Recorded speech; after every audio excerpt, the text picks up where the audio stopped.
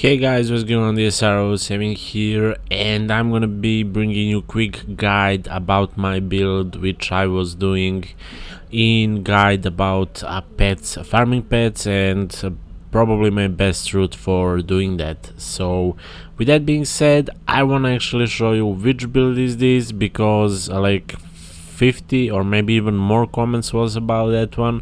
So basically, yeah, couple of you actually guys kind of guessed what build is this, and it's obvious for those experienced guys, but for those casuals it's gonna be a more tricky to figure out. So basically, yeah, it's called Flash Fire, but in this season I believe you're using full Tel Russia, and then you have ability to use a Sage build, which can be craftable.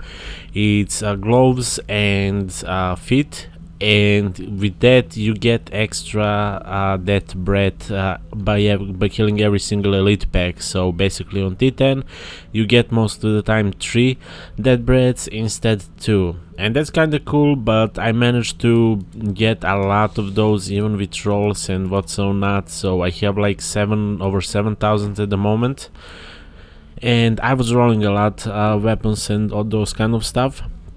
So yeah, with that being said, I do use combination of Firebird and Tel Russia, including with, of course, Wand of Walk, which is must-have for this build to work. Why? Basically because traditional explosive blasts are triggered after casting explosive blast. Now, that isn't really that effective if you're doing it like this, right? Because it's kind of slow. But if you have in-game cubed, which is again must have, you're gonna be able to spam that like every quarter of the second on either less, so you're gonna be killing every single thing which is on your way on T10, even elites definitely. So let's continue first with these things. I'm using Tel Russia Helm, as I said. It's not ancient, so pretty much this is trash gear on this build, and it's still working fine for both Bounties and T10, even in group. And I'm doing quick 60s as well for leveling gems or gems, however. So I'm using Tel Russia head.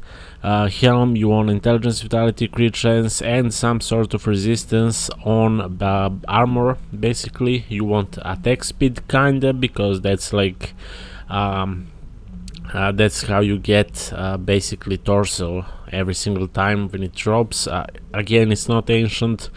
Belt, it's gold drop belt. You must have this in combination with one of the gems. Why? Because this on gold pickup you gain armor for 5 seconds equal to the amount picked up. So basically, if you have this gem, Boon of the Hoarder, which need to be at least 25 level, I didn't really wanted to upgrade this because I don't really have reason.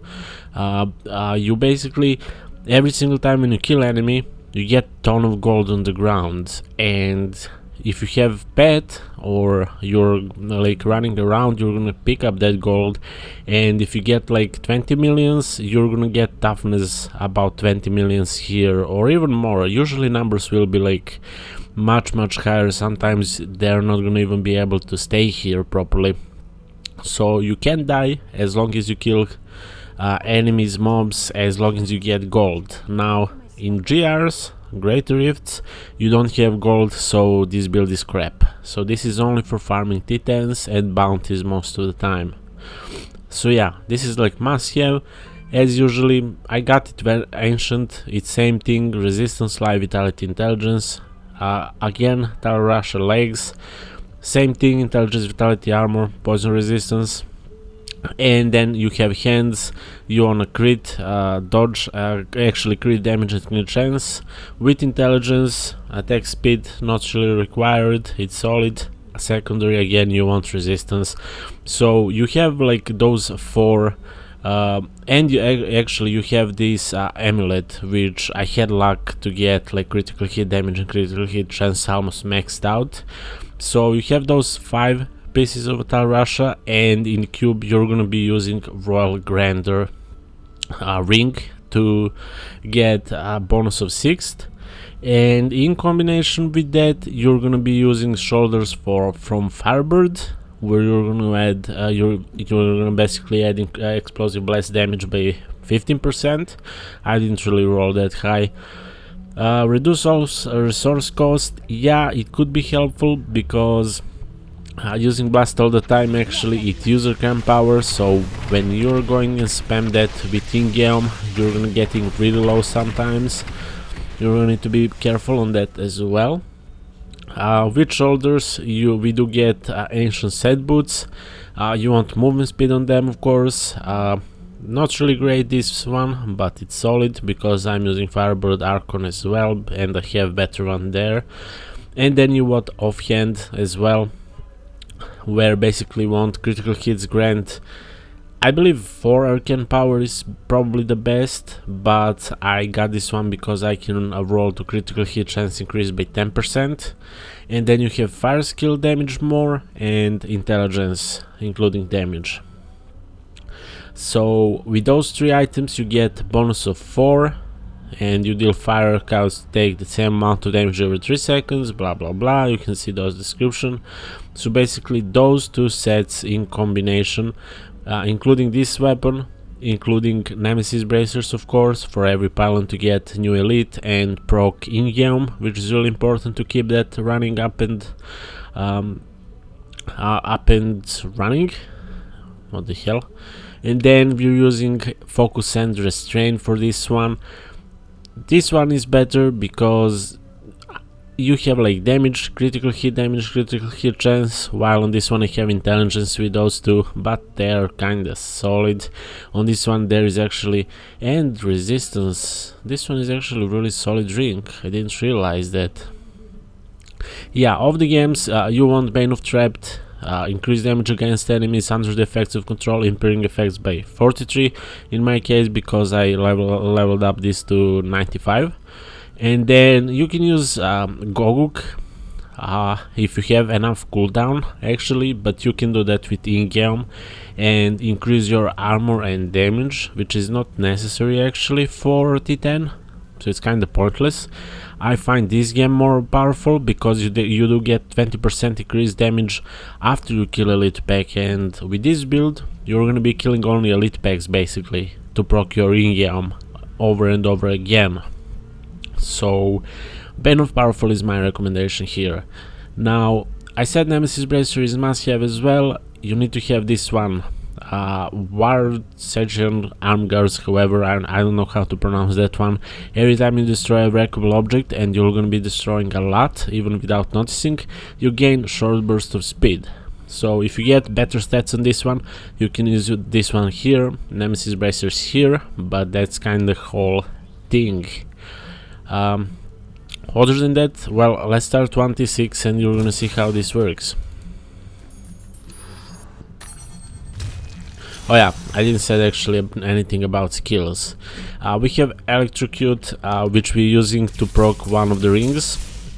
The other ring is procced by Explosive Blast. So Storm Armor always turn on because it's gonna basically give us like extra damage for nearby enemies for 175% of lightning. Last 10 minutes, so you start at once, you don't even care about that one. Same thing about Familiar. Summon a Familiar that attacks your enemies for 240% weapon damage, and since my weapon damage is kinda bad, that's not really helpful, but whatever.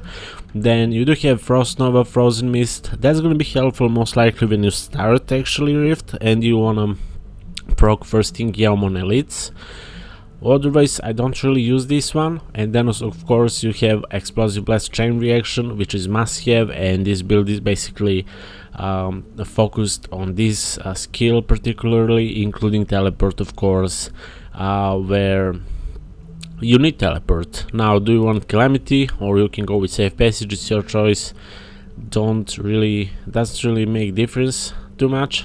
From passives, we do have Audacity. We deal 30% additional damage to enemies within 15 yards. We do have Elemental Exposure, Illusionist, and Evocation to reduce cooldowns by 20%. Basic low cooldown is only because of decent teleport, but with in-game you don't really care, so this is how it looks without in-game. It's not really that fast. You instantly turn on familiar and storm armor, and then you just look for elites. Since we have pylon here, you do get pylon even if you proc, and I'm gonna proc here most likely. I'm gonna try actually to proc. Nah, I actually procced in-game. So this is now how it looks. It's much faster. You can see in bottom right corner actually our camp power that is going a bit down, and it's gonna be going down eventually even more. So you just keep spamming 1 and 4 in my case. Even 4 is not really what you need all the time. Armor, as I said, like 21 billions, only because I'm collecting gold like crazy. So that's basically what you're aiming for, to get gold and have gold. As long as you have gold, you can actually survive every single thing, every single explosion, and that's not gonna be a problem for you anymore. But as I said, in GRs you actually don't have any of drop gold, so you don't have movement speed, you don't have armor, and you're pretty much dead. So now, again, same story. We're gonna be without in-game. So, slow movement speed, not so much of the damage because we can't really spam neither teleport, neither our explosive blast. So that's kinda a bad side of this build. You jump in, Frost Nova, and if you proc, you'll get Meteor down on the elites or group where you died, and usually that Meteor will kill enemies, so you proc for the sake of proccing in-game, and that's completely fine.